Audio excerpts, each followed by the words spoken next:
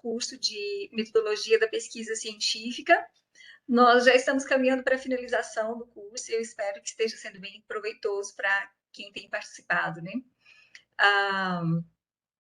Ao longo dessas 2 semanas de trabalho, nós tivemos assim, a oportunidade de discutir vários conteúdos relacionados à metodologia da pesquisa científica e especialmente à elaboração do projeto de pesquisa, né? Então, numa trajetória que começou com o estudo das bases, dos fundamentos da pesquisa científica, da pesquisa acadêmica, passando pelos tipos de conhecimento, pelos vários tipos de pesquisa, né? Pesquisa qual e quantitativa, pesquisas de campo, pesquisas bibliográficas, estudos de caso, pesquisação, pesquisa etnográfica, enfim, os vários tipos de pesquisa. Conversamos sobre alguns instrumentos de coleta de dados e trabalhamos bastante os elementos de uma pesquisa, né?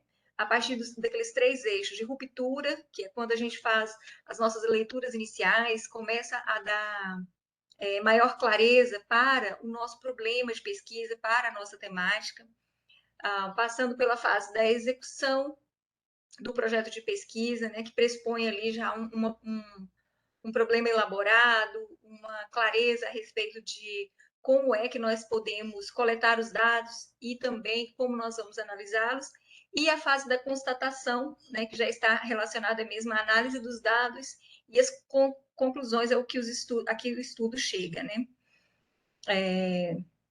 E a partir daí a gente começou então a trabalhar os elementos que compõem um projeto de pesquisa, passando detalhadamente, discutindo cada um desses elementos. Como é que a gente delimita um tema, né? Sempre pensando na questão do espaço, do tempo, dos sujeitos, da problemática, da sua relevância, da sua pertinência. Como é que a gente elabora a questão, o problema da pesquisa, né? Na forma de uma pergunta, que é aquela pergunta que carece de uma resposta, seja no campo da pesquisa básica, que é aquela pesquisa que visa, sobretudo, produzir novos conhecimentos, conhecimentos teóricos, trabalhar novas concepções, às pesquisas aplicadas.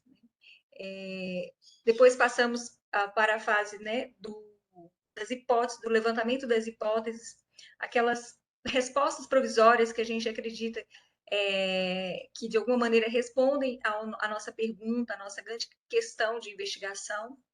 A justificativa, que perpassa pela justificativa da escolha do tema, da pertinência, da relevância científica, acadêmica, da relevância social, né, das motivações dos próprios autores, dos próprios pesquisadores. Os objetivos gerais e específicos, o objetivo geral relacionado ao alcance geral da pesquisa, o que se pretende alcançar com aquele estudo, com aquela investigação, e os objetivos específicos com caráter mais operacional, o que nós precisamos fazer para chegar àquele objetivo geral, para alcançar aquele resultado final.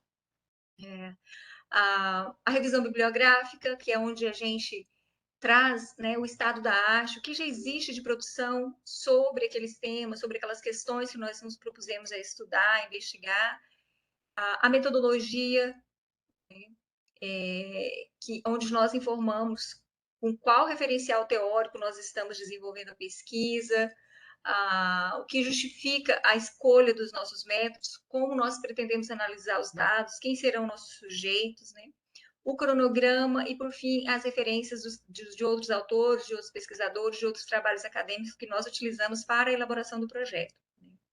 E ontem, depois de termos discutido bastante sobre a atividade que foi proposta, né, aquela atividade inicial de orientação para a elaboração do projeto de pesquisa, a partir das nossas ideias iniciais, um trabalho de caráter mais intuitivo, né, para que a gente possa colocar no papel as nossas primeiras elucubrações mesmo sobre o que a gente quer pesquisar, sobre o que a gente quer estudar.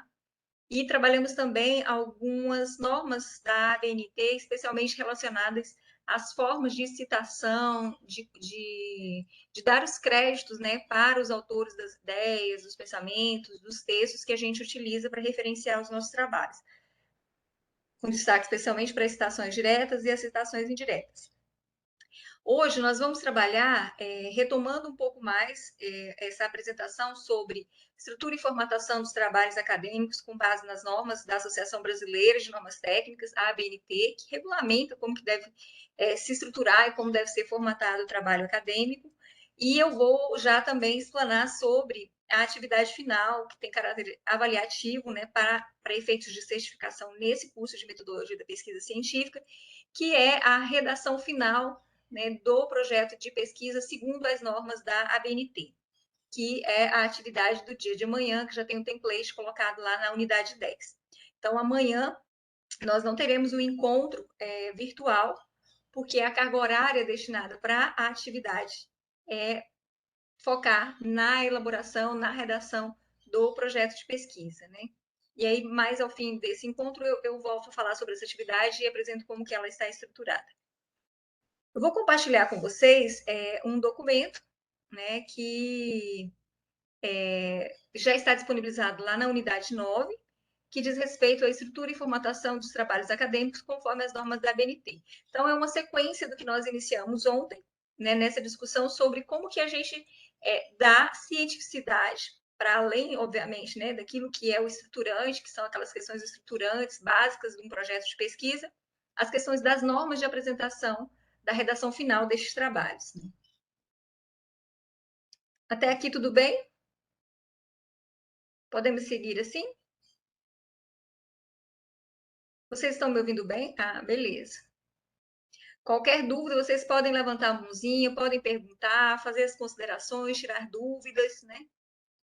Fiquem à vontade.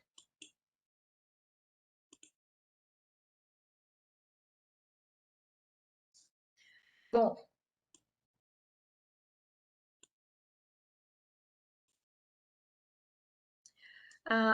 em relação aos trabalhos acadêmicos, eles apresentam algumas estruturações, né, que estão normatizadas pela Associação Brasileira de Normas Técnicas, a ABNT, que estabelece o seguinte, né? Os trabalhos acadêmicos são compreendidos eles possuem, então, uma parte externa, né, quando a gente está apresentando a redação, né, o documento final, seja um projeto de pesquisa, seja um artigo, uma tese, uma dissertação, né, então eles possuem uma parte externa, né, que é uma capa e uma lombada, né, a capa tem alguns elementos obrigatórios que a gente vai apresentar, a lombada é aquela parte que aglutina, vamos dizer assim, as folhas, as páginas do texto, traz também informações sobre o autor, sobre o nome da obra. Isso quando a gente está fazendo o trabalho gráfico de impressão do trabalho, né? A parte interna, que tem folha de rosto, erratas, que é um elemento opcional, mas que às vezes depois de um longo período de produção de algum trabalho, a gente acaba percebendo que apesar de todas as correções ainda ficou algum erro. A folha de aprovação, quando é, né, um trabalho já final apresentado, dedicatória, agradecimentos, epígrafe, né, que é aquela frasezinha que a gente coloca como inspiração para o trabalho, resumo na língua vernácula e resumo em língua estrangeira, a lista de ilustrações, lista de tabelas, lista de abreviaturas, lista de símbolos, né, e o sumário, que são os elementos que a gente chama de pré-textuais, que antecedem o trabalho central, que antecedem o miolo, vamos dizer assim, do nosso trabalho acadêmico, do nosso trabalho científico. Tem os elementos textuais, né, que perpassam pela introdução, pelo desenvolvimento, onde estão aqui contidas as partes, né, desse trabalho, seja um projeto, seja um artigo, uma dissertação, uma tese, e as considerações finais ou conclusões. Então, esses são os elementos textuais. E a gente tem os elementos pós-textuais, que são as referências obrigatórias, a gente precisa sempre dar os devidos créditos a todas as obras que a gente consultou, a todos os autores, pesquisadores com quem nós trabalhamos e dialogamos nos nossos textos, né? O glossário, que é algo opcional, em que a gente apresenta, vamos dizer assim, o significado, o sentido de alguns termos que a gente considera importante. O apêndice, que, como já foi falado em encontros anteriores, é aquele material que é produzido pelo próprio pesquisador. Vou elaborar um projeto, quero apresentar quais são os instrumentos de coleta de dados que eu vou utilizar na entrevista. Eu posso colocar essa entrevista lá, foi um documento que eu produzi, então é um apêndice. Os anexos, né, que também é um elemento opcional e que não é uma produção do próprio autor, né? São documentos, textos, imagens, algumas coisas que não são de produção do próprio autor e que ele considera importante para fechamento desses trabalhos, para ilustrar melhor o trabalho e às vezes até para fazer referência ao longo do texto. E os índices que são opcionais, o índice final que é algo opcional. Então, aqui é só para mostrar assim, que todo trabalho acadêmico, seja ele um projeto de pesquisa, um artigo, um paper, uma monografia, uma dissertação de mestrado, uma tese de doutorado, né? Ela apresenta, vamos dizer assim, esses elementos. Professora, mas a gente vai aqui apresentar só um projeto de pesquisa. Por que você está falando desses elementos? Porque o projeto de pesquisa ele vai conter uma parte externa, que é uma capa, minimamente ele vai ter uma capa, ele vai ter uma parte interna, que é uma folha de rosto, né?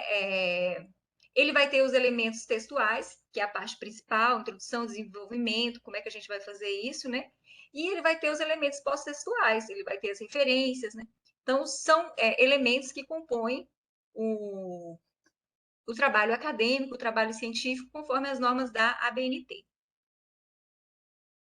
Então, a capa, ele é um elemento obrigatório, deve sempre conter o nome da instituição, né? Nós estamos fazendo um projeto de pesquisa, um curso que está sendo ofertado na Escola Superior do Ministério Público Tocantins. Então, tem que aparecer o nome da Escola Superior do Ministério Público Tocantins. Vou fazer um projeto para pleitear um mestrado na Universidade Federal Tocantins. Então, vai aparecer o nome daquela instituição, né? Nome do autor, o título, que deve ser bem claro, preciso, identificando seu conteúdo e possibilitando a indexação e recuperação da informação. Subtítulo, se houver, né, não é obrigatório, deve ser procedido de 2 pontos, evidenciando a sua subordinação ao título. O local, o ano de depósito, se for um material que foi entregue, como uma dissertação, uma monografia. E aqui nesse material, que já está compartilhado lá na unidade 9, na nossa plataforma EAD CISAF, a gente tem um modelinho, né, uma espécie de template que pode ser utilizado. Então, nome da instituição, com letras em tamanho 12, em caixa alta, com espaçamento de três espaços, né? Nome do autor, com aproximadamente 12 espaços internos, título do trabalho, subtítulo, todos em letras maiúsculas, o título escrito em negrito, o subtítulo sem negritação, a cidade e o ano de publicação da obra.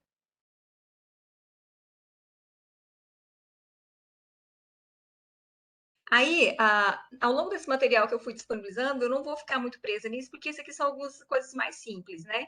Então, nos elementos externos, a gente tem, então, a capa e tem a lombada, né? E nos documentos internos ou pré-textuais, a gente vai ter a folha de rosto, que a gente praticamente repete as informações que estão contidas na capa, só que a gente acrescenta a natureza do trabalho, né? Se é uma tese, se é uma dissertação, se é um projeto que está sendo apresentado e com qual objetivo, com qual finalidade. Os nomes dos possíveis orientadores, o local e o ano de entrega do trabalho. Então, aqui uma folha de rosto como exemplo, né? Lá, projeto de pesquisa apresentado ao curso da faculdade tal, a ser utilizado como diretriz para matrícula, para manufatura do trabalho de conclusão de curso. Então, aqui a gente já tem a folha de rosto, né? Praticamente repete as informações da capa, só que com a utilização da natureza do trabalho, com a explicitação da natureza do trabalho. Né? Monografia apresentada como resultado do trabalho de conclusão final do curso, para a conclusão de determinada formação, né? Enfim. Errata, que, como eu já disse, é opcional. A folha de aprovação, né, em casos de monografias, teses, dissertações, também tem um modelinho já apresentado aí. A dedicatória, nos projetos de pesquisa não há necessidade de ter dedicatória, nos artigos não há necessidade de ter uma dedicatória, mas geralmente nas monografias, nas dissertações e teses, a gente tem as dedicatórias, os agradecimentos, que são todos elementos pré-textuais. A epígrafe, né, que é opcional, mas que vem inserida logo após os agradecimentos, podendo também ser constatada nas folhas ou páginas de abertura das sessões primárias. As epígrafes são aquelas citações que a gente faz de autores, de obras que nos inspiram, né? Então, eles podem ser usados tanto após os agradecimentos, numa folha única, como pode ser usado também na introdução dos novos capítulos, né? O resumo na língua vernácula, né, na língua de origem das pessoas e em língua estrangeira. Aí o resumo ele já tem algumas regras básicas assim. O resumo ele deve ressaltar o objetivo, o método, os resultados e as conclusões do trabalho. A ordem e a extensão destes itens dependem do tipo de resumo. Pode ser um resumo informativo ou indicativo e do tratamento que cada item recebe no documento original. O resumo deve ser precedido da referência do documento, com exceção do resumo inserido no próprio documento. Só um minutinho, pessoal.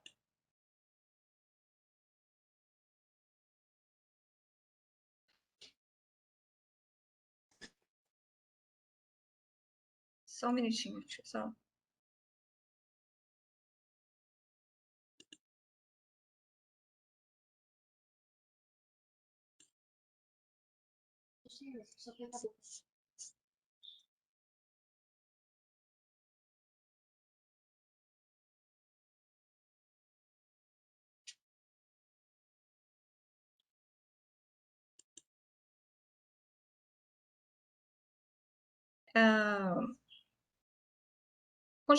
Continuo compartilhando com os senhores, né? Então, tá, beleza. Vamos lá, então.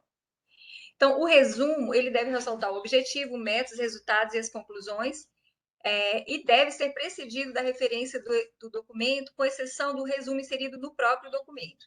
Deve ser composto de sequência de breves frases, então ele é mais curtinho, né, com o uso de um parágrafo único.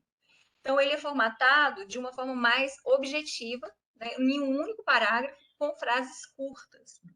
Que essas frases curtas devem indicar qual que era o tema, qual era o objetivo do trabalho, que método foi utilizado, quais os resultados e conclusões a que se chegou. A primeira frase do resumo deve explicar o tema principal do documento, indicando a seguir a informação sobre a categoria do tratamento. Ou seja, é uma memória, é um estudo de caso, é uma pesquisa quantitativa, né? E deve-se utilizar o verbo sempre na voz ativa e na terceira pessoa do singular, né?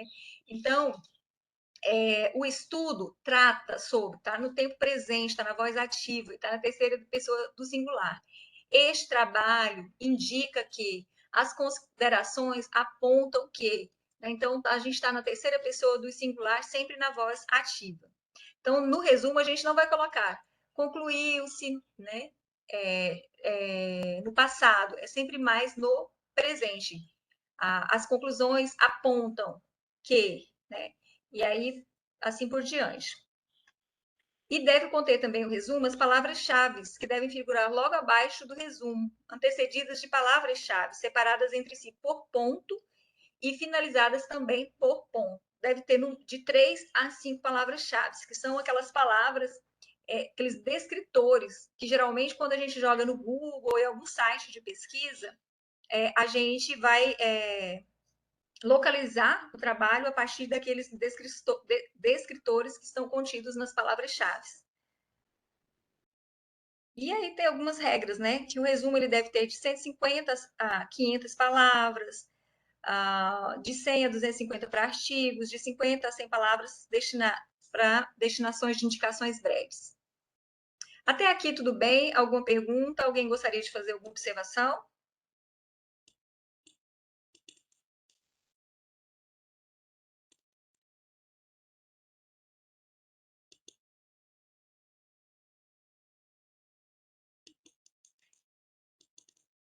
Bom, beleza. Depois a gente tem o resumo em outra língua, né? O abstract em língua inglesa, né? Ou o resumen em francês, em espanhol. Então, vai depender do tipo de plataforma, de revista, onde a gente vai publicar e do que é exigido em determinados programas. Alguns trabalhos precisam do resumo apresentado em língua inglesa, em espanhol, em francês, que são os mais comuns, né? Repete ali, então, o resumo. Aqui a gente tem uma breve, um breve exemplo, né, de como se organiza o resumo. Então, veja, são poucas palavras, tem as palavras-chave, né? E a palavra resumo, centralizada, escrita com letra em tamanho 12, dois espaços entre o resumo, a palavra resumo e o início, né? Alinhado, né? Com um espaçamento simples entre as linhas, não é o espaçamento de um e-mail, que é o que é utilizado no desenvolvimento do texto. A gente tem também a lista de ilustrações, né? E as ilustrações, a gente vai conversar um pouquinho também sobre elas mais à frente. Cada uma tem um formato, né, da gente colocar, e segue uma ordem numérica. A lista de tabelas, lista de abreviaturas e siglas. É sempre interessante nos textos, quando a gente está escrevendo, seja um projeto de pesquisa, seja um artigo, uma monografia, uma dissertação ou uma tese, que quando o nome aparece pela primeira vez, ele seja escrito por extenso. Então, ABNT, eu quero falar, no primeiro momento em que a palavra Associação Brasileira de Normas Técnicas aparece no meu texto, ele deve aparecer por extenso, seguido da sua abreviação. E aí, a partir daí, é que eu posso utilizar, então, a abreviação. Dependendo do tipo do texto, se for um texto que tem muita utilização de palavras que são abreviadas e que são de pouco conhecimento do leitor, ou que são muito parecidas, é importante que no texto escrito, em alguns momentos, seja retomado, então, a escrita por extenso. Mas, no geral, basta que se apresente uma primeira vez o nome por extenso para depois poder começar a usar as siglas. A lista de símbolos, que não é muito coloquial, o sumário, né, que é onde a gente vai apresentar, é um elemento obrigatório, né, onde a gente vai apresentar todos os nossos capítulos, todas as nossas sessões do trabalho, né, indicando os títulos, indicando os subtítulos, é um elemento obrigatório, né? E tem regras bem específicas também. Então, ele serve para apresentar as enumerações das páginas e as respectivas seções do trabalho. O alinhamento é à esquerda, sem recuo. O espaço das entrelinhas é de 1,5, a fonte é 12, né? E se a gente definir claramente as marcações, o próprio editor do Word, de outros programas que a gente utiliza, ele já constrói o sumário para a gente. São alguns recursos, né, tecnológicos que facilitam bastante o trabalho do pesquisador. Então, se vocês procurarem na internet, vão encontrar alguns tutoriais ensinando como que no Word, ou mesmo no LibreOffice, que é o que a gente utiliza mais no Ministério Público, como é que a gente faz para que o próprio programa já formate, vamos dizer assim, o nosso sumário com a indicação das páginas corretas, adotando já as normas da própria BNT. São recursos tecnológicos que facilitam o trabalho do pesquisador. E aí, a gente entra na segunda parte, né? Até aqui a gente falou dos elementos que a gente chama de pré-textuais, né? Alguns opcionais, outros de caráter obrigatório, como o próprio sumário, resumo. Aí a gente entra no conteúdo em si do trabalho, né? Nos elementos textuais, que é composto da introdução, né? Que apresenta os objetivos do trabalho, as razões de sua elaboração, o desenvolvimento, que detalha como que aquele estudo foi realizado, e as conclusões. Então, a introdução ela tem que conter os temas que serão tratados no trabalho, além da justificativa e do objetivo. Ao escrever o texto, a pessoa deve fazer uma apresentação breve e clara da temática estudada, valorizando, acima de tudo, a sua delimitação. Então, se eu estou apresentando o meu tema para as pessoas, eu preciso, então, já apresentar como que foi feito o recorte, a delimitação do meu tema, e quais os objetivos, qual a justificativa para esse trabalho.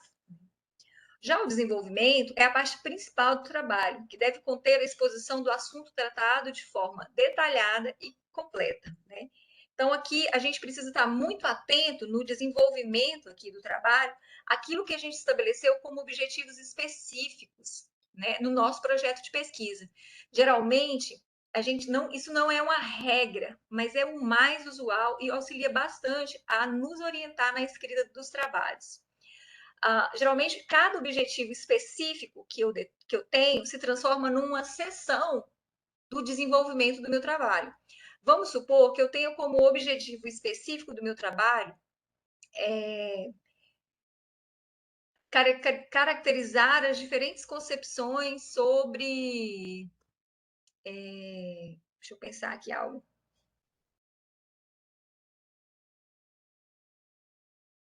Caracterizar os diferentes tipos de liderança exercidas no âmbito do trabalho no Ministério Público. Caracterizar os diferentes tipos de liderança.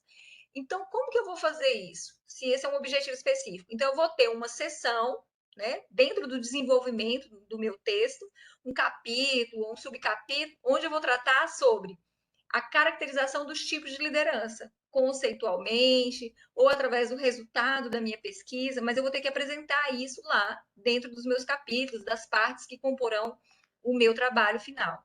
Então, os objetivos específicos, de alguma maneira, eles já nos orientam sobre quantos capítulos, quantas sessões terão a parte de desenvolvimento do trabalho final. Está claro até aqui? Todos estão compreendendo? No desenvolvimento também do trabalho em si, né, nessa etapa de desenvolvimento, diferente da introdução, não é diferente, porque em todas as etapas a gente precisa ser claro, né?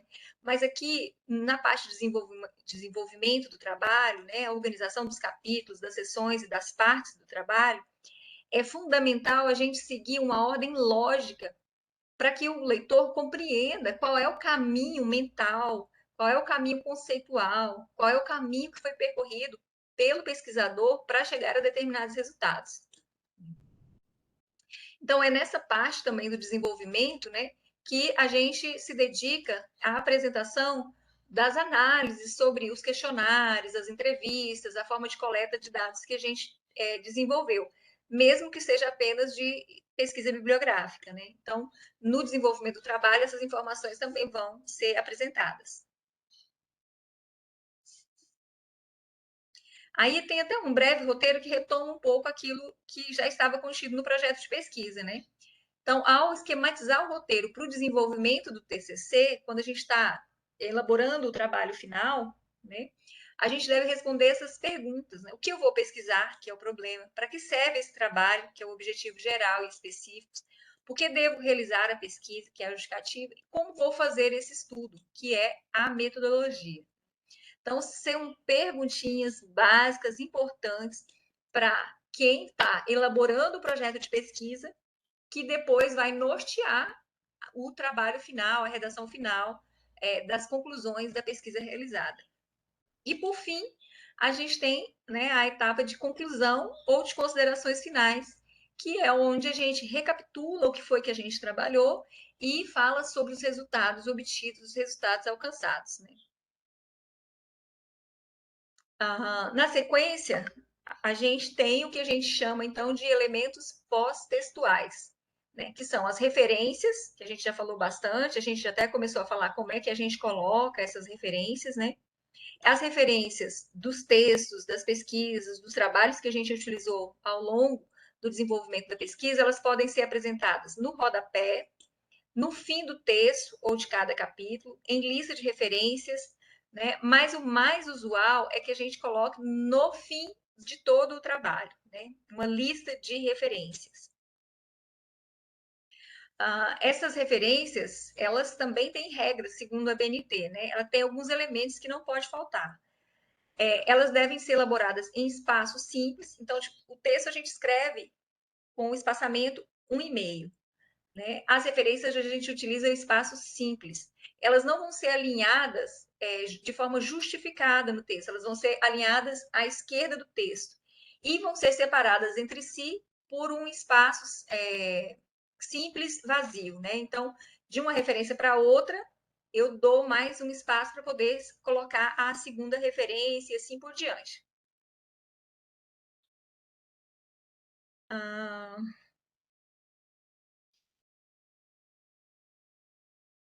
Aí os elementos essenciais, eles devem refletir, deixa eu deixar aqui. Os elementos essenciais da referência devem refletir os dados do documento referenciado. Informações acrescidas devem seguir o idioma do texto em elaboração e não do documento referenciado. Para os documentos online, que hoje em dia é muito usual, além dos elementos essenciais, o que são elementos essenciais? É o nome do autor ou dos autores, o nome da obra, né? O ano de publicação da obra, o local de publicação da obra, quantidade de páginas, etc. e tal. Então, além dessas informações, principalmente nos documentos online, é preciso colocar o endereço eletrônico, né? Precedido da expressão disponível em e acesso em. Né? Então, eu encontrei Reis, Cleivane Pérez, ponto, as políticas de educação do campo no estado do Tocantins, ponto, Palmas, dois pontos, UFT, gráfica editora tal, ano 2015, 400 páginas, disponível em, aí eu coloco o site onde essa tese está disponível, acessada em, acrescento a data em que esse trabalho foi acessado virtualmente, né? Não se aplica a mensagens e documentos eletrônicos cujos endereços não estejam disponíveis, né? Então, as referências elas são ordenadas em uma única lista, padronizadas, né? Quanto ao tipo de recurso tipográfico e adoção dos elementos complementares.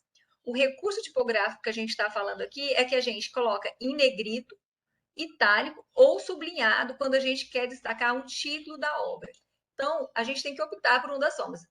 Não precisa de utilizar as três. Tem gente que negrita, coloca em itálico o título e ainda sublinha. Não há necessidade. A gente utiliza uma dessas opções e já é o bastante. Agora, utilizou uma, segue com todo o restante da escrita, da redação, utilizando o mesmo padrão.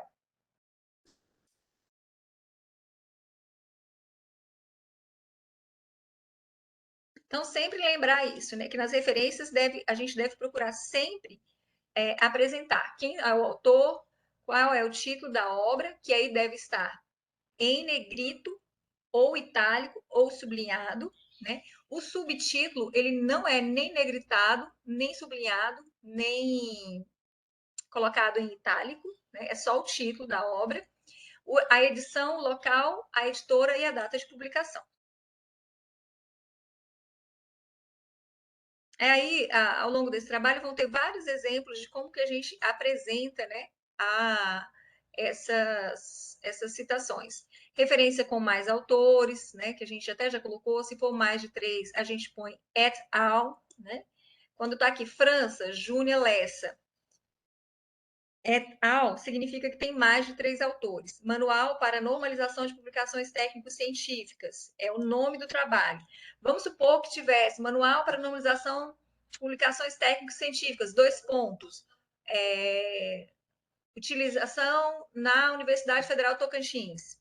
Utilização na Universidade Federal Tocantins não estaria negritado, porque a gente negrita só o título principal.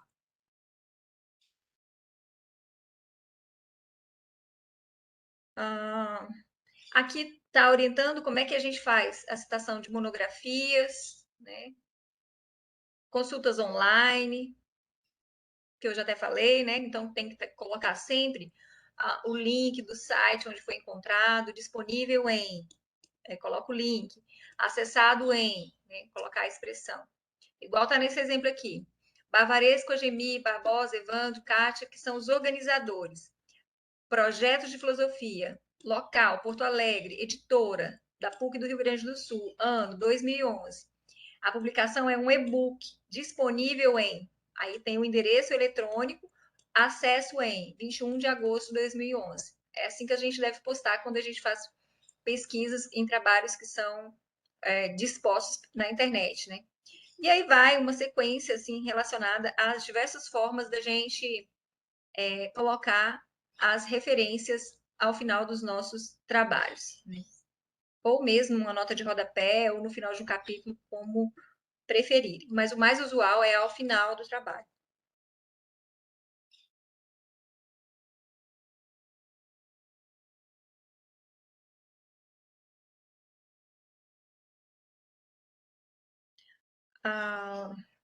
Uma coisa também que é importante a gente prestar atenção em relação às referências é porque é muito comum acontecer de a pessoa leu um artigo, utilizou um artigo de um livro.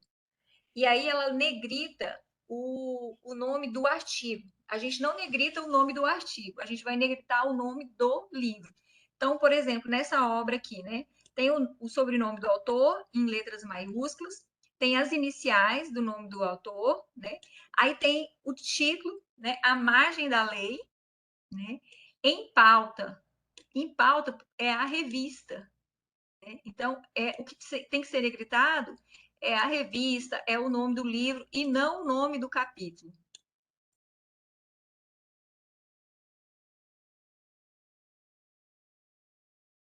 Ó, outro exemplo aqui, ó, A Queda do Cometa, é o nome do artigo, que está na revista Neo Interativa.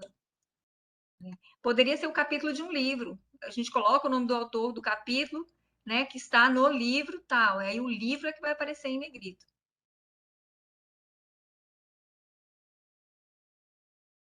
E aí vai, aqui tem todos os exemplos assim, né, de aplicação relacionada à legislação, como é que a gente apresenta as referências de legislação, né? Então, a gente coloca sempre os elementos essenciais, a jurisdição, né, o título, a numeração, a data e os dados da publicação. Por exemplo, Rio Grande do Sul, né? Constituição do Estado do Rio Grande do Sul, quarta edição, Porto Alegre, Assembleia Legislativa do Rio Grande do Sul e o ano.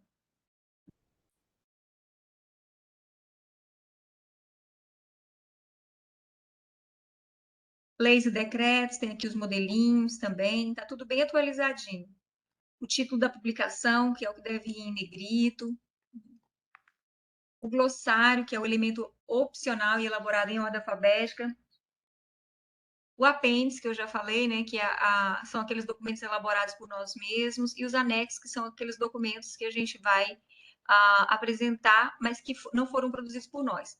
Tanto o apêndice quanto o anexo, eles, a gente coloca o título deles, né? Anexo, se for mais de um, a gente coloca letras em maiúsculo. Anexo A, mapa da violência nos bairros do Rio. Anexo B, reportagem dos chefes do tráfico no Rio. O apêndice é da mesma forma, apêndice A, apêndice B.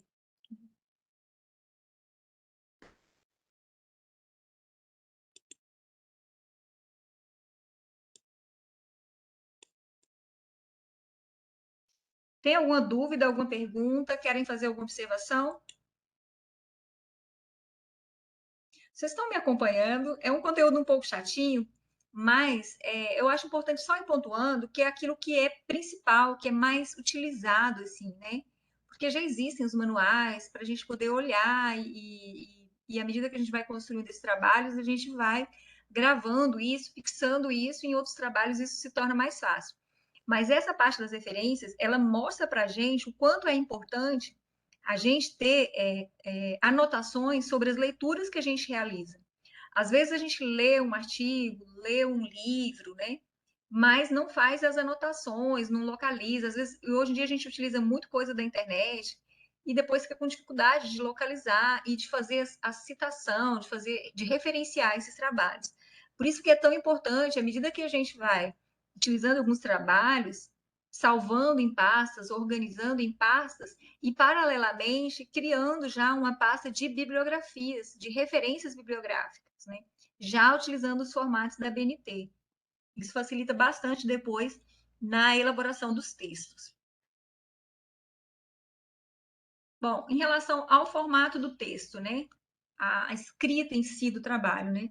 Os textos devem ser digitados na cor preta, com a fonte Time News Roman ou Arial 12. Pode usar tanto uma como outra. Utilizar o papel em branco em formato A4. Os elementos pré-textuais devem iniciar no anverso da folha, ou seja, cada um daqueles elementos que a gente foi colocando lá de agradecimentos, dedicatória, epígrafe, sumário, cada um deles deve começar numa única folha. Então, eu não posso terminar lista de tabelas e na mesma página colocar lista de gravuras, na mesma página colocar outros elementos. Então, cada um tem o seu próprio tópico, como se fossem capítulos, né? A margem esquerda e superior, ela deve ser de 3 centímetros. Isso não somos nós quem estamos inventando, são normas da ABNT. E a margem direita e inferior, 2 centímetros. Aqui já tem, até ensinando onde que a gente vai para configurar, né, as páginas nesses programas mais básicos de Word, né? Então, a gente vai lá em configurar página, nas margens superior 3 centímetros, na margem esquerda 3 centímetros, na inferior 2 centímetros e na direita 2 centímetros. E aí o texto já vai ficar todo nesse padrão.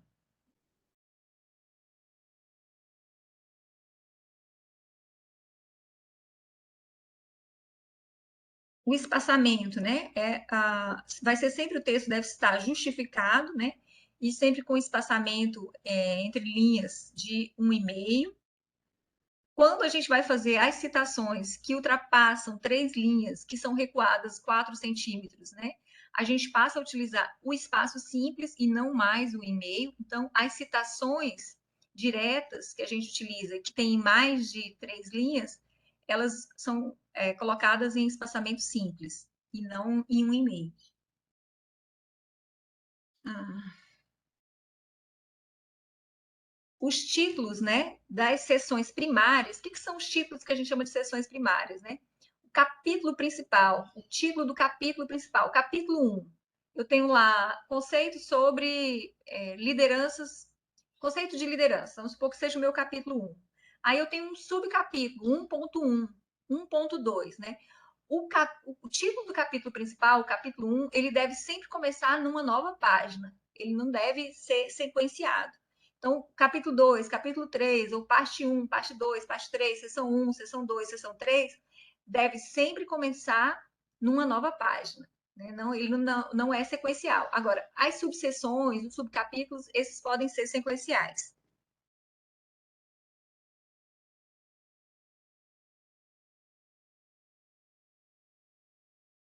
Vai falar sobre a paginação, é uma coisa tão importante nos trabalhos, mesmo nos projetos de pesquisa, é importante a gente colocar, inserir o número de páginas, né? Porque isso facilita depois a organização do trabalho. Aqui vai falando sobre as citações, que a gente já conversou ontem, vou passar mais rapidamente. Né? Aqui tem o exemplo, ó, muito claro, né, de quando uma citação possui mais de 3 linhas, ela deve ficar recuada 4 centímetros, né? A fonte não é mais do mesmo tamanho, a gente utiliza a fonte de tamanho 10. O espaçamento não é o espaçamento de 1,5, mas é o espaçamento simples, né? Então, no final do texto, a gente deve indicar quem é o autor, qual o ano e qual a página, né, do que a gente extraiu aquela citação. Então, são informações importantes quando a gente está pensando nas citações. Sobre citação, nós conversamos bastante hoje, eu vou passar mais rapidamente. Deixa eu ver, tem mais aqui que é importante abordar com vocês. Isso aqui eu acho interessante. As regras da BNT, elas também informam o seguinte, né, em relação à sigla, né? Toda vez que ela for mencionada pela primeira vez, ela deve ser escrita por extenso, né? E a sigla indicada entre parênteses. Então, não é barra ABNT, não é tracinho ABNT, é entre parênteses. As ilustrações, né? Às vezes a gente utiliza no trabalho algumas ilustrações. Essas ilustrações podem ser gráficos, fotografias, tabelas, quadros, né? Gravuras mesmo, né? Então, esses elementos, né, que são de ilustrações, eles precisam ser identificados. Então, a sua identificação, né, a sua nominação aparece na parte superior, né, precedido da palavra que o designa, né, se é um desenho, se é um esquema, se é um fluxograma, se é uma fotografia, um quadro, um mapa, etc. e tal, seguida do seu número de ordem de ocorrência. Então, é gravura, tabela, mapa, né, ou mapa 2, né, numa ordem de ocorrência no texto. Aqui tem um exemplo, gráfico 1. Aí a gente coloca o nome, né, então é gráfico 1, 2 pontos. Aí a gente explicita, né, do que esse gráfico trata. E na parte de baixo, a gente tem que colocar em letras menores, em tamanho 10, em espaçamento simples, qual é a fonte, de onde que saiu esse gráfico. Se o gráfico foi construído pelo próprio autor, fonte, elaboração do próprio autor. Então, a gente informa aqui. Figura 2, mapa da população do Brasil. Aí embaixo, qual é a fonte? De onde foi extraído esse mapa? Né? E assim por diante. Uma outra coisa também que é bastante comum de acontecer um certo equívoco nos trabalhos científicos acadêmicos de respeito às tabelas e gráficos. E é muito simples de diferenciar. As tabelas, elas trabalham com números, e os quadros, eles trabalham com informações que são informações mais descritivas, de texto corrido, de texto escrito. Então, tabela, eu trabalho com números, né, com dados numéricos, e nos quadros eu apresento dados ou informações que são descritivos. Então, num eu trabalho mais estaticamente, que é na tabela, e nos quadros eu trabalho com informações que são escritas. Isso aqui eu acho que a gente já falou, existem vários tipos de trabalhos de conclusão de curso, né, que podem ser no curso que nós estamos fazendo hoje, né, nesse curso que vocês estão participando. Qual é o trabalho de conclusão de curso? A elaboração do projeto de pesquisa. Se eu estou num curso de graduação, o trabalho de conclusão de curso pode ter outro formato. Pode ser um artigo, pode ser um paper, pode ser uma monografia, né? Pode ser um relatório. Se eu estou desenvolvendo mestrado, o meu produto final, o meu trabalho de conclusão de curso é uma dissertação de mestrado. Se eu estou concluindo um doutorado ou um pós-doctor, o meu trabalho de conclusão de curso é uma tese de doutorado. Então, essas são as nomenclaturas mais usuais, né? Cada um desses trabalhos possui características próprias, né? A monografia, como o próprio nome diz, né, estuda um assunto específico, né? E geralmente é utilizada mais em cursos de graduação ou de especialização, e não exige tanto assim do pesquisador. O artigo científico, né, utiliza uma linguagem mais concisa, apresenta um resultado, vamos dizer assim, com poucas palavras, de maneira objetiva, com poucas laudas, de um trabalho de pesquisa que foi realizado. Né? E aí tem vários tipos de artigos, mas no geral o artigo ele apresenta aquela mesma estrutura que a gente apresentou lá anteriormente. Você tem uma introdução, você tem o resumo, você tem a introdução, você tem o desenvolvimento e você tem as conclusões ou considerações finais.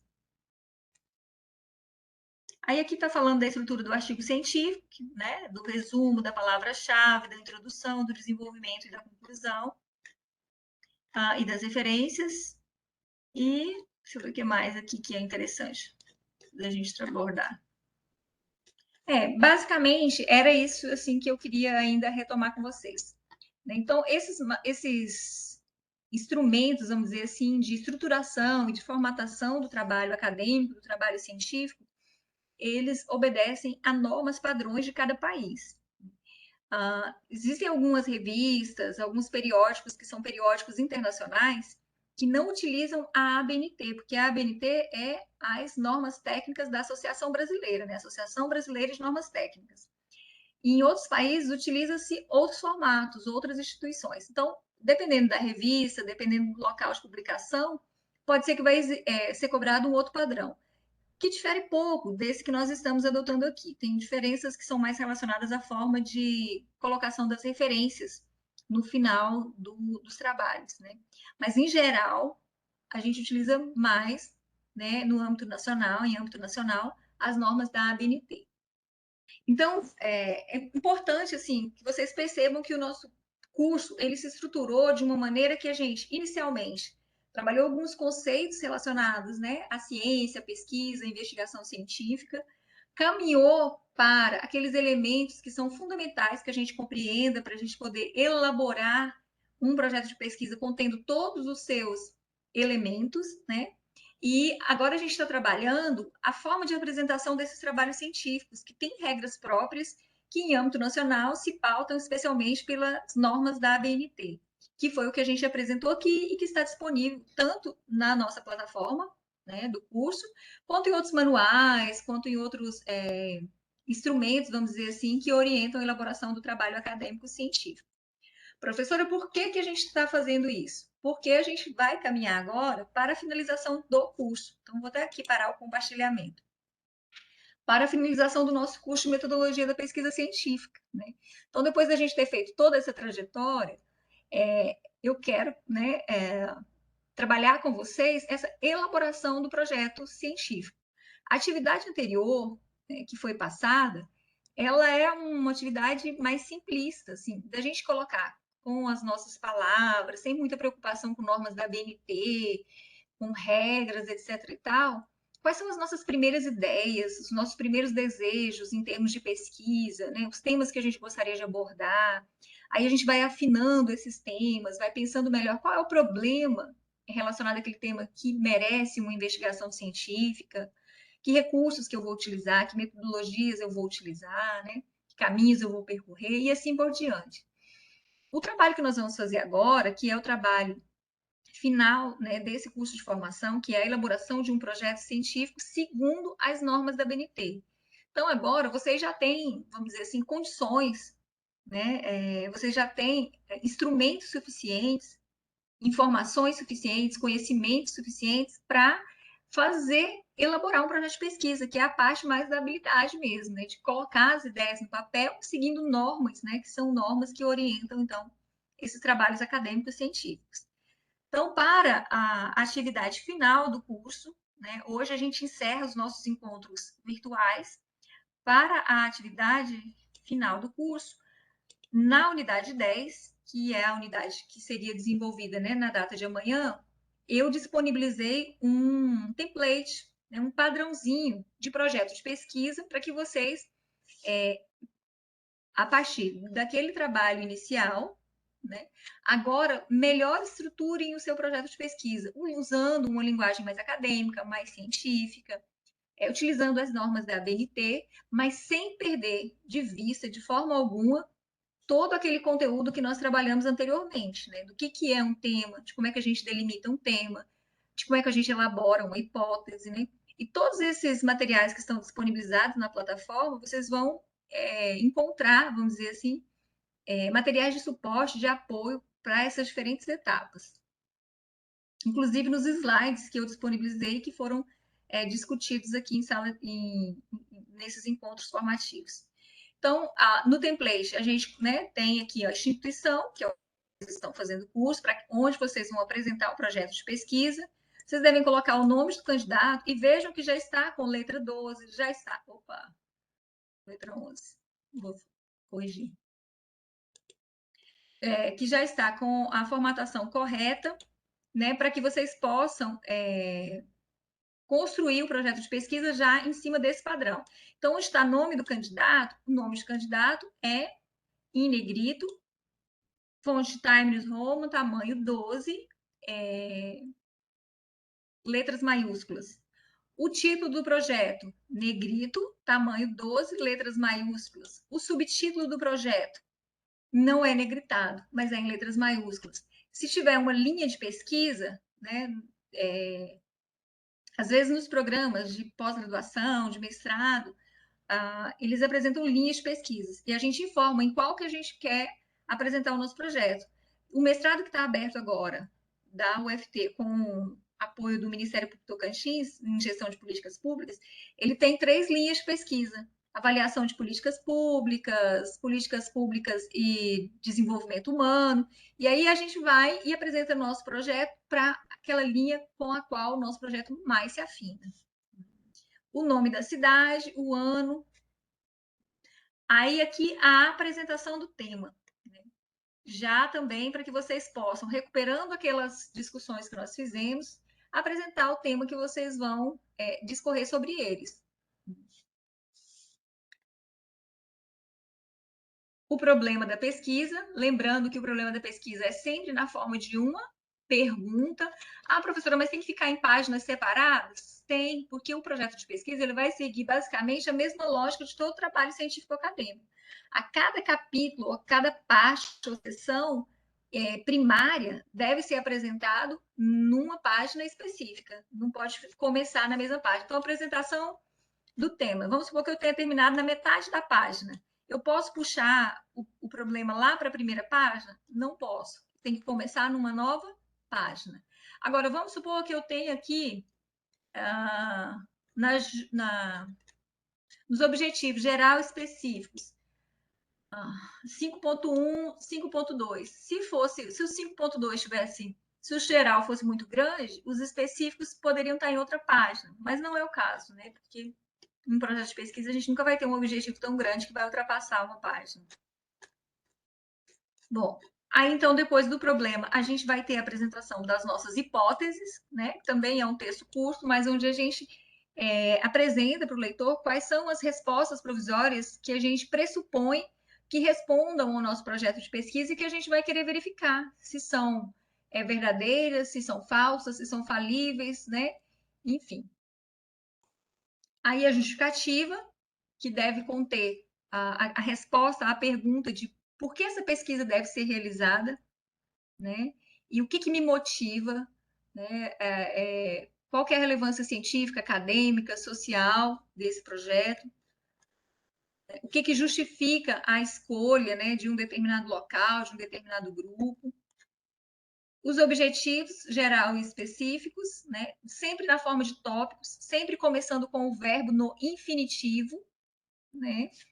Lembrando que o objetivo geral é mais amplo, ele diz respeito ao que eu quero alcançar com o desenvolvimento desse estudo, dessa pesquisa, e os objetivos específicos são mais operacionais, ligados a como eu vou fazer para alcançar aquele objetivo geral, o que é necessário para que se alcance o objetivo geral. A revisão bibliográfica, né, que aqui é trazer mesmo os autores que a gente pesquisou, trazer os conceitos que a gente considera que são mais relevantes, e sempre finalizar a revisão bibliográfica informando para o leitor qual é aquele ponto de vista, qual é aquela concepção, qual é aquela teoria, aquela explicação que você entende que melhor se adequa para o estudo que você está propondo realizar.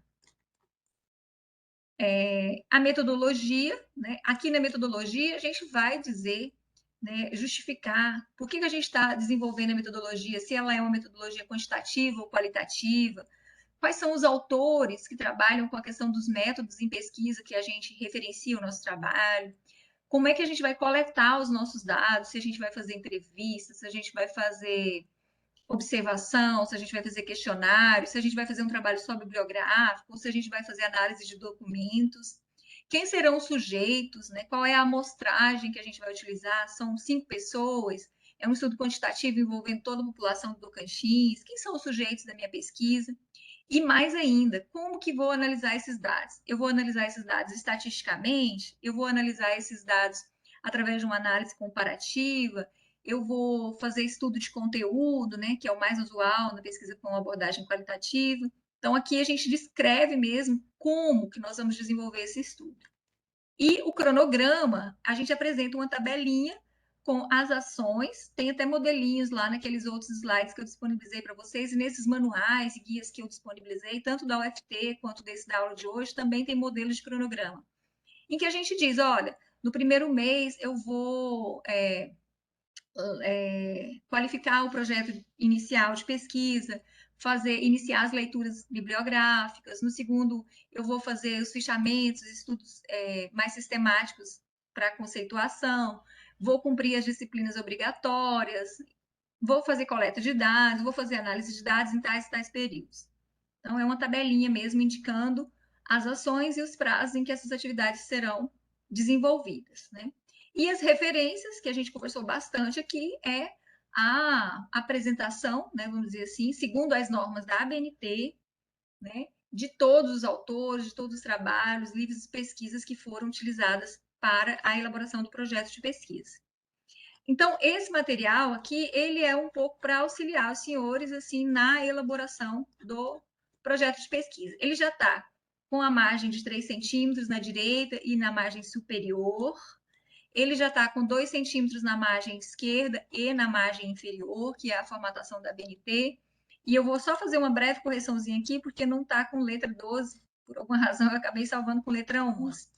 Mas são letras 12. Lembrando que se for fazer citação com mais de 3 linhas, recuo de 4 centímetros, espaçamento simples, letra em tamanho 10, conforme as normas que a gente foi estudando que estão nos manuais. Eu vou parar aqui o compartilhamento e quero ouvir assim de vocês, né, as perguntas, as dúvidas, as considerações. porque esse hoje é o nosso derradeiro encontro virtual, né? Amanhã, às 2 horas de atividade prevista, é para que vocês possam se debruçar sobre esse projeto de pesquisa, já começar a escrita disso. É claro que vocês não vão construir um projeto de pesquisa com 2 horas, obviamente, né? A gente precisa mais leituras, precisa mais aprofundamento, mas já vai fazer esse exercício de colocar nas normas da BNT e, de alguma maneira, ir lapidando aquelas ideias iniciais que são resultantes daquela primeira atividade de orientação para a elaboração do trabalho científico. Agora que eu estou vendo que a minha câmera estava desligada, perdão.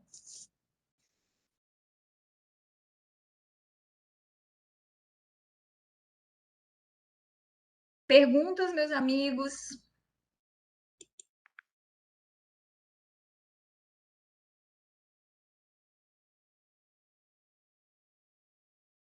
O abstract, né? Hoje em dia a gente tem alguns recursos tecnológicos, né? De tradução, né? De uma língua para outra. Depois a gente pede só para algum colega, algum amigo, algum conhecido para verificar, né? Se não está faltando algum conectivo, se está fazendo sentido. Então é mais tranquilo mesmo. Algumas coisas da atividade anterior podem, o Raimundo colocou, né? Algumas coisas da atividade anterior podem ser aproveitadas nessa última atividade, com toda certeza. A ideia é que aquela atividade inicial, que a gente não teve esse cuidado com normas da BNT, que a gente não teve um tempo assim para aprofundar em fazer novas leituras, procurar esse caminho, né? Que a gente faça isso agora nesse momento, né? As dúvidas que você teve, Raimundo, na atividade anterior, você pode externar elas para a gente, que a gente aproveita para poder tentar esclarecer aqui. Raimundo, eu não vi que você tinha saído, eu estava acabando de responder aqui algumas observações que você fez no chat, né? De que a atividade anterior auxilia na produção dessa. Ah, tá. Então, beleza. E que você ficou com algumas dúvidas. Se você puder colocar para a gente quais foram as suas dúvidas, para ver se a gente consegue esclarecer. Às vezes são dúvidas que os outros colegas também têm.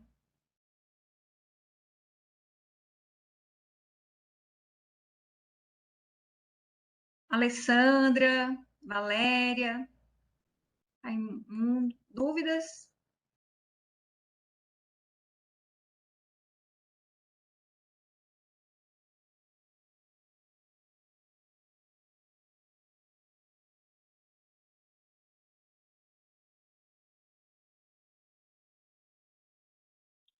Professora Cleivan, a senhora está me ouvindo bem? Estou ouvindo bem, sim, pode falar. Deixa eu só ler aqui uma. Peraí que tá dando eco. Vou pegar aqui. É uma dúvida aqui que eu estou tendo. Quando eu fiz a atividade inicial, eu achei particularmente difícil algumas coisas que assim, eu percebi. Eu digo, rapaz, não dá para escolher um tema assim sem ter uma base muito aprofundada, não, porque senão fica uma coisa que você não vê o final. Porque, Aham. assim, a atividade científica ela tem um pouco a ver assim, com a jurídica, nesse sentido, porque a gente fica. A gente, quando trabalha num processo judicial, a gente sabe que a gente foi bem quando a gente consegue ver o final. Também, assim, se a gente Uhum. faz uma peça e o juiz fala assim, às vezes o juiz coloca uma colocação assim, enfim, pô, isso aqui vai facilitar o recurso, né? Do mesmo modo, é assim o trabalho quando a gente consegue enxergar o final dele. Aí eu fiz Uhum. algumas atividades que eu fiquei assim, rapaz, eu não estou enxergando o final disso aqui, né? Aí tá bem aqui a minha atividade, que, por exemplo, ó, deixa eu pegar aqui. Você postou ela lá na plataforma? Tá postada. Eu salvei depois que eu postar. Digo, então, se eu precisar perguntar alguma coisa. Aí, Que eu por vou ver se eu exemplo, ó. consigo acompanhar. Uhum.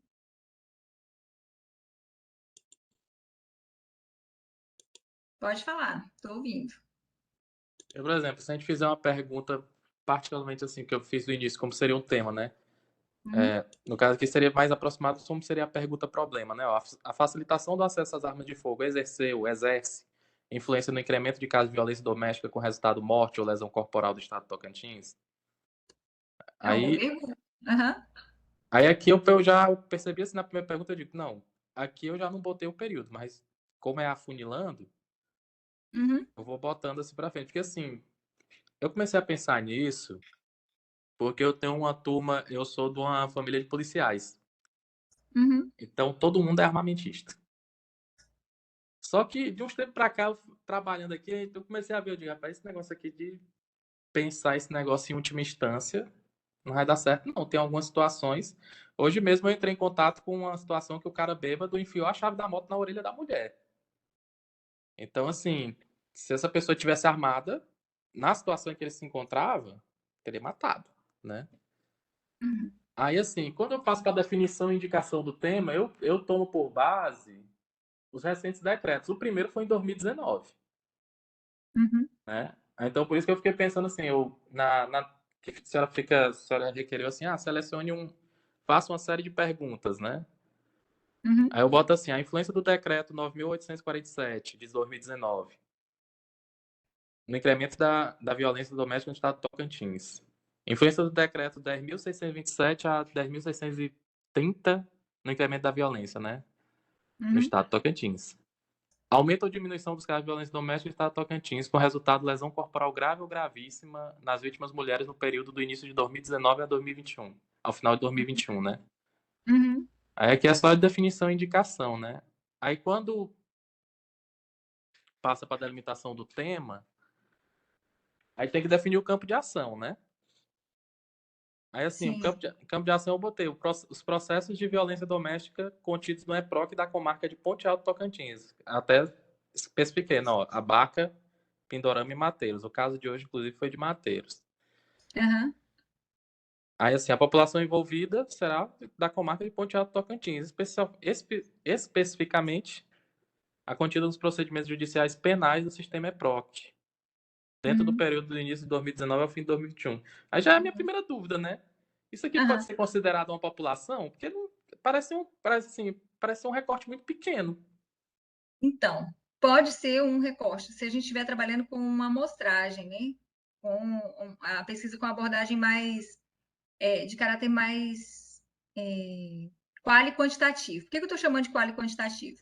Porque você está trabalhando com uma amostragem pequena, você não está nem trabalhando com todos os casos, vamos dizer assim. Você está trabalhando com aqueles casos que estão, de alguma maneira, dentro de um sistema, né? Que foram notificados, que foram objetos de uma atuação, né?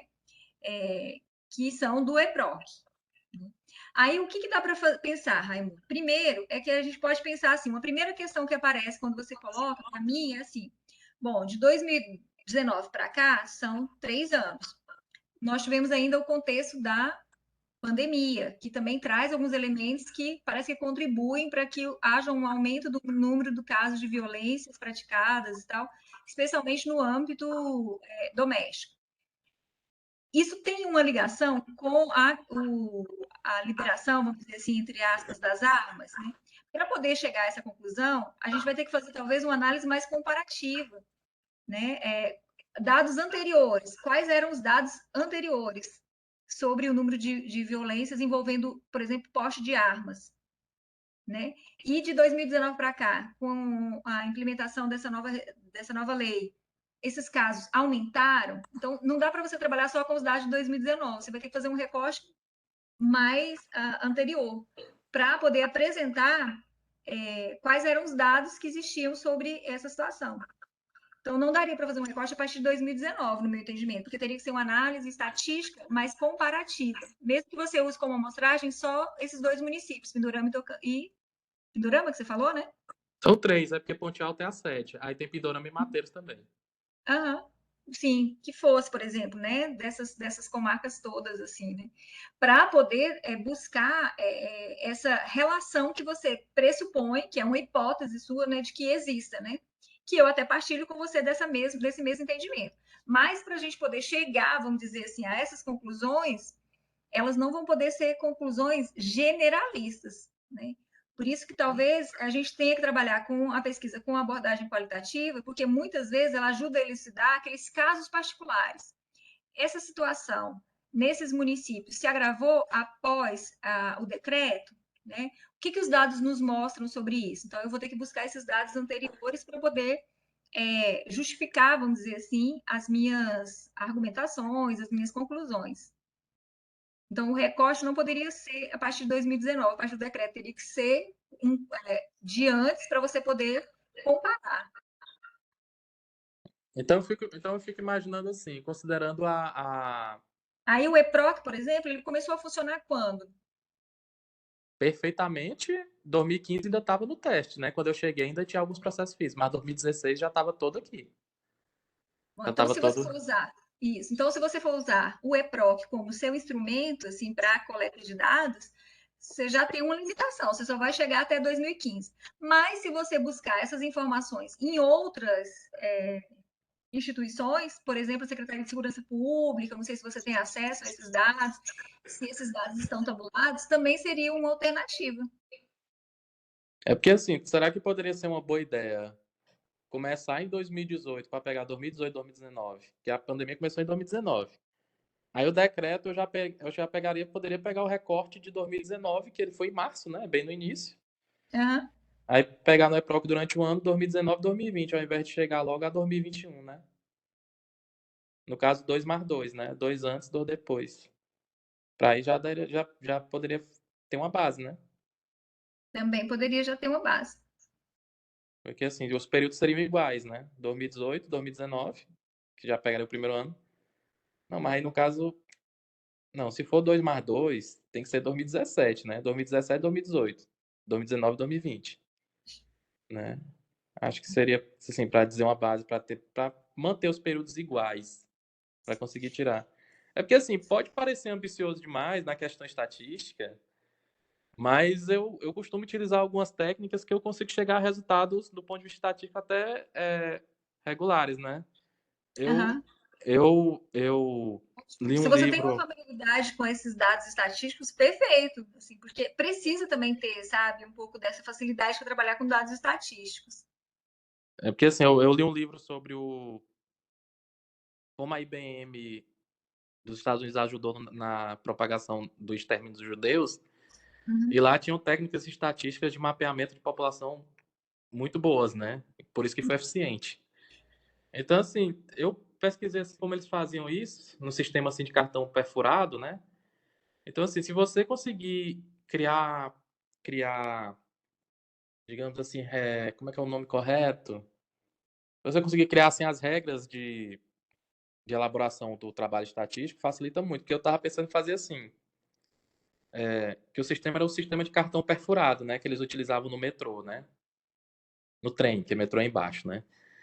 Aí, assim, se eu botasse, se eu selecionasse assim, crime de violência doméstica com resultado morte, e eu salvasse o processo com um X, né? Uhum. Crime de violência doméstica só com lesão leve, aí eu botava a bolinha. Assim, depois da lista, né? Que eu selecionasse a lista. Sim, Então, assim, a partir do momento e crime de violência doméstica só com resultado lesão, eu botasse um triângulo. Se eu fizesse isso, dá para fazer numa velocidade até razoável, considerando que a sim, média aqui são 800 processos por ano, sim, daria para daria. chegar a esse número em uns 3, 4 meses. Daria, daria. E aí a sua hipótese, ela tanto pode ser confirmada, né? Como ela pode ser refutada também. E aí, se ela for refutada, é interessante também. O estudo continua permanecendo relevante, porque ele pode sinalizar para alguma outra relação que no momento a gente ainda não está vendo, em termos de causas, né, dessa violência. Assim. Mas me Uhum, parece bem interessante, sim.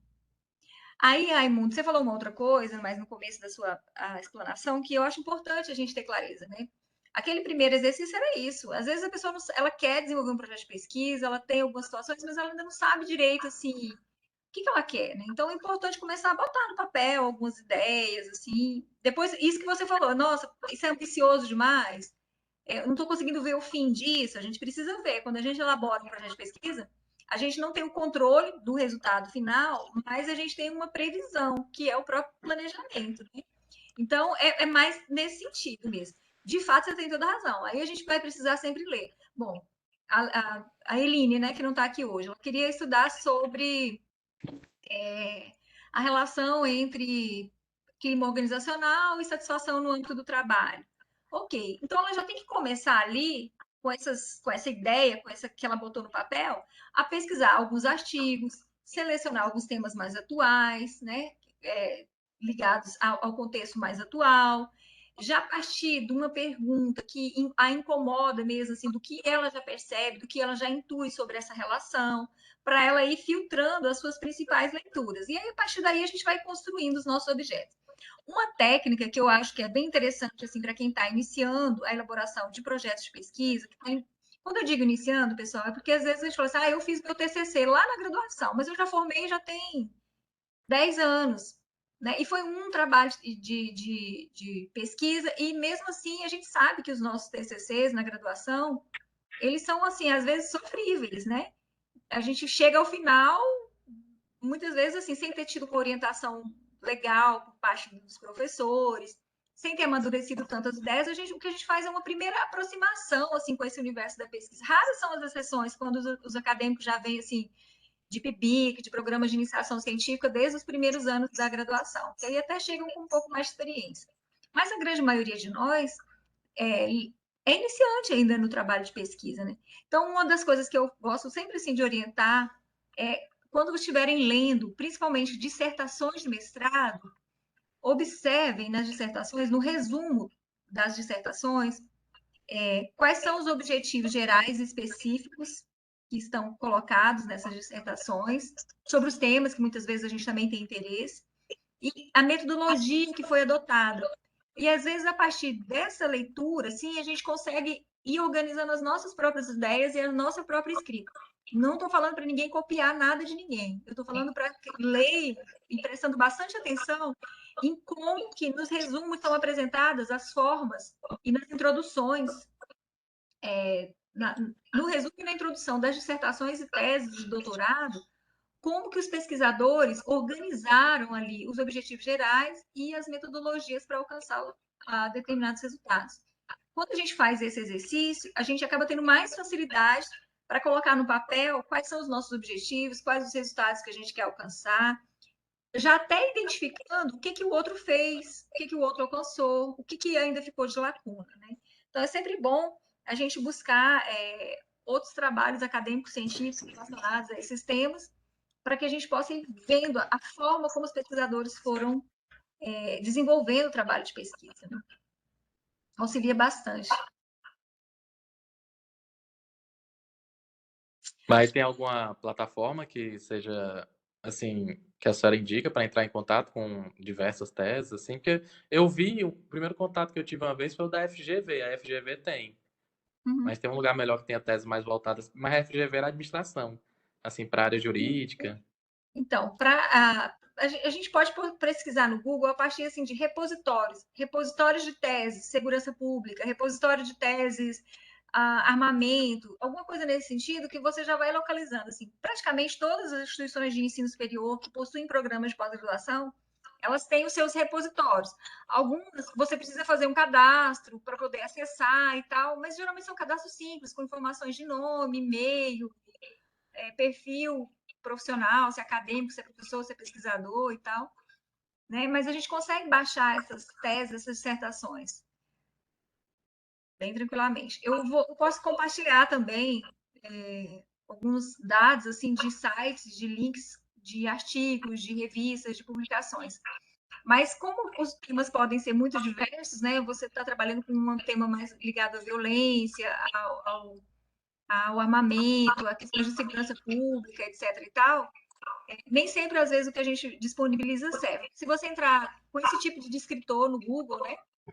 Repositório, dissertações sobre segurança pública, armamento, certamente vão aparecer assim materiais importantes assim para pesquisa, para o estudo.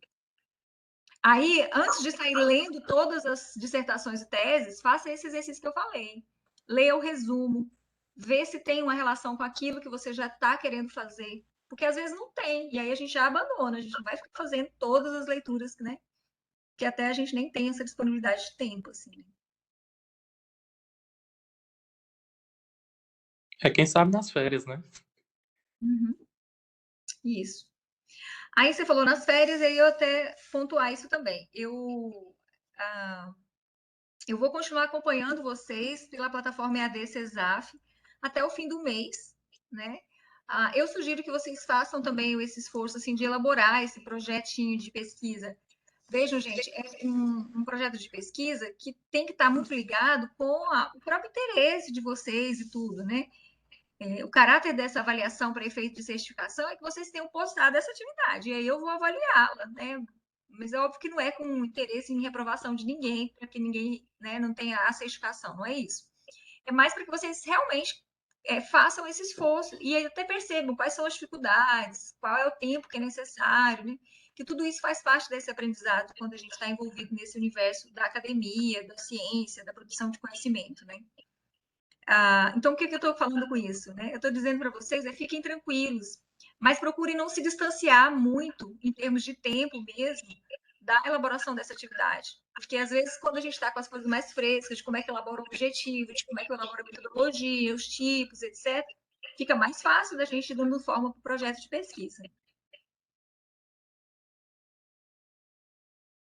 E aí eu vou ficar acompanhando vocês até o fim do mês, através da plataforma EAD CESAF. Esse acompanhamento é a partir mesmo do fórum, que está posto lá, o fórum geral. Tem dúvida, tem alguma pergunta, me manda. E essas atividades que vocês postarem, como aquela primeira atividade, né, de caráter mais inicial de elaboração do projeto, eu vou devolver para vocês com comentários, com observações, com sugestões.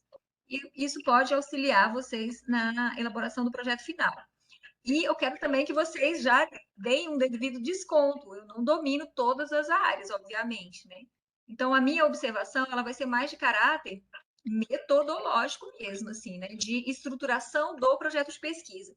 Aquilo que é mais específico do conteúdo em si, aí tem que ser orientações que tenham a formação, especialização, né? E conhecimentos mais específicos. Então, o meu olhar sobre os projetos de vocês vai ser mais no sentido, olha, isso aqui parece inviável, esse objetivo geral, esses objetivos específicos aqui não dão conta desse objetivo geral, a justificativa está escrita, mas não está muito legal. Então, é mais nesses aspectos, ok?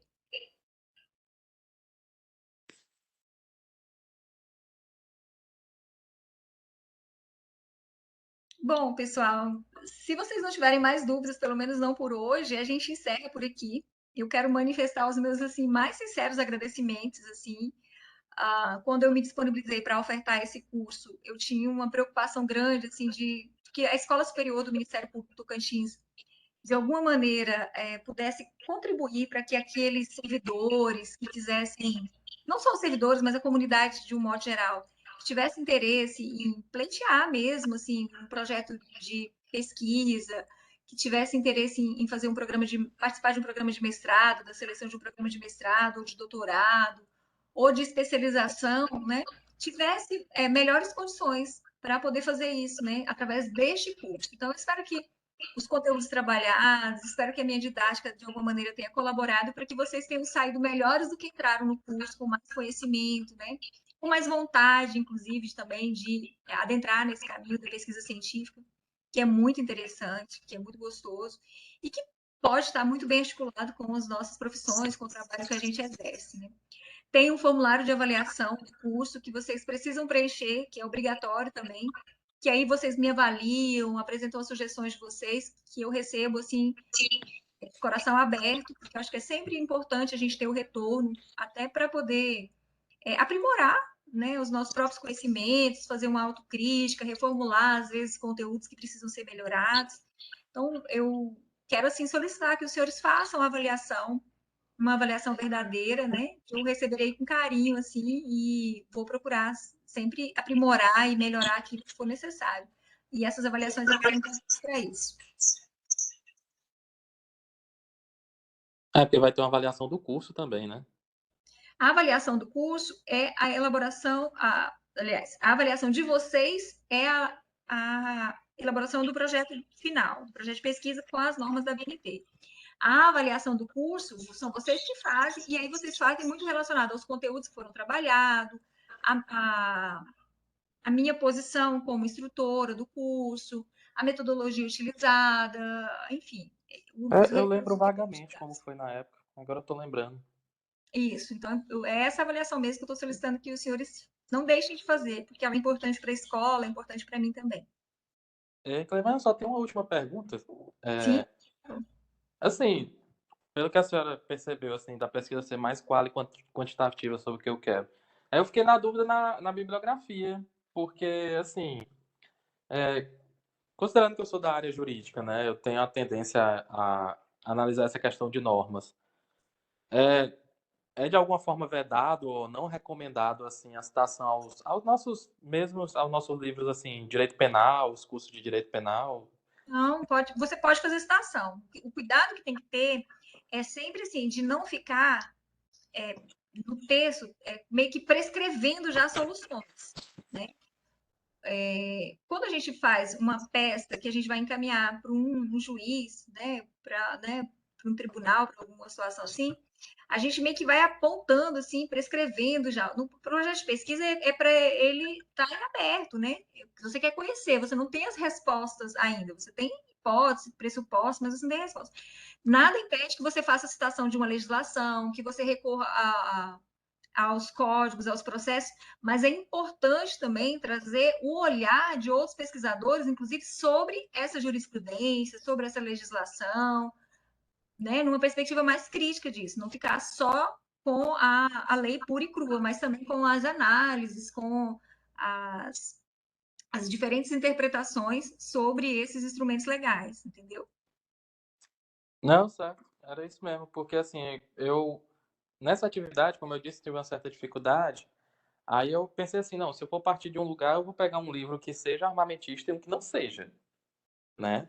Interessante também, Raimundo, você vai encontrar as análises, assim, né? Análises comparativas entre governos, países, né? Que tiveram legislações similares, fazer essa análise mais comparativa, trazer dados dos números de violência, das mortes, da questão do próprio armamento. Então, assim, e esse banco de dados, ele existe, assim, né? O que vai ter que fazer é construir, assim, na forma de um texto, toda essa justificativa, toda essa argumentação. Mas é um trabalho bem interessante, sim. E é isso que você falou, você vai ter que encontrar autores, né?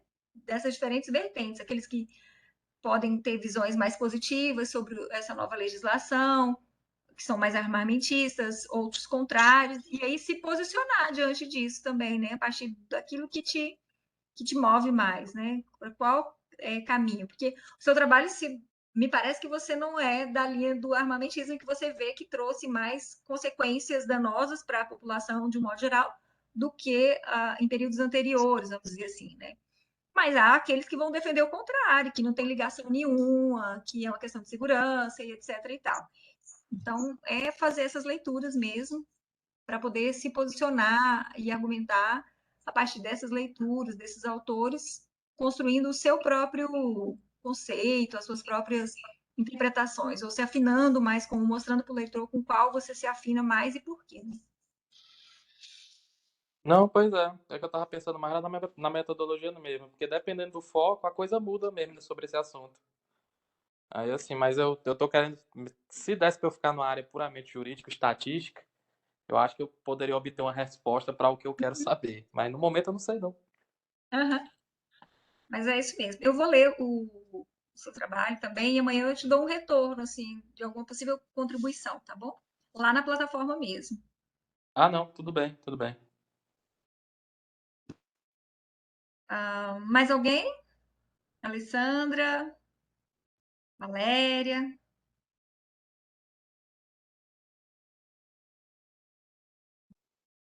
Bom, pessoal, se não, então é isso. Um abraço bem carinhoso para cada um de vocês, assim. Gostei bastante de ter podido ofertar esse curso também. E a gente segue juntos aí nesse acompanhamento através da plataforma até o fim do mês, tá bom? Então, vocês têm esse período para a gente poder ir dialogando, para poder ir conversando. Recorram ao material que está disponibilizado, né? Está em linguagem acessível, tem as apresentações em slides, né? E eu sigo à disposição dos senhores também. Bom, para a gente ir conversando. Um abraço bem carinhoso para todos. Fiquem com Deus.